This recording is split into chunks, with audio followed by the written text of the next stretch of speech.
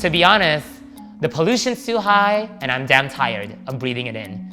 As a kid, I didn't realize it's not normal to live next to a rail yard. It's not normal for anybody, whether me as an immigrant or somebody that's lived in the US for so long, to live next to a facility that's operating 24/7 with constant truck traffic. We're literally deciding, am I gonna play outside or, oh, it's a bad air day? I wrote this letter to the LA Times because I live in the community that they were writing about.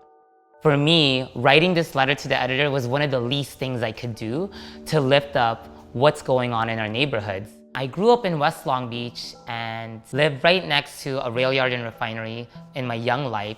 And over the course of living next to these rail yards and refineries, both me and my brother developed asthma. And not only did he develop asthma, we grew up with him using a nebulizer every night. A couple of months before the COVID-19 pandemic hit us, my mom was actually diagnosed with adult asthma, and she had just turned 65. And so my family has been living next to pollution and contamination most of our lives.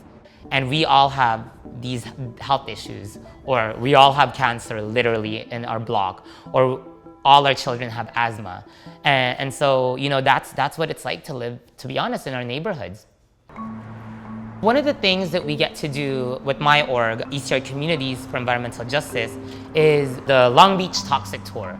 We give them to community members and talked about these are the various polluting facilities in our neighborhood.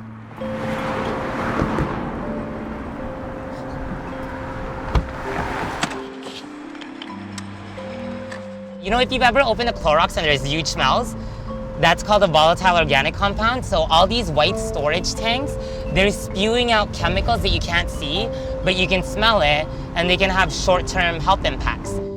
There is power in me being able to tell my story and also not crying right now, because this is really painful and I kind of feel tears, like literally. I want to ask the folks watching this, do you think about pollution as violence?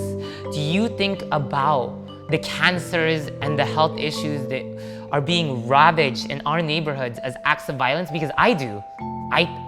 As I reflect on it, those are acts of violence that I have to name for you all so that you understand this is what it looks like daily in my neighborhood.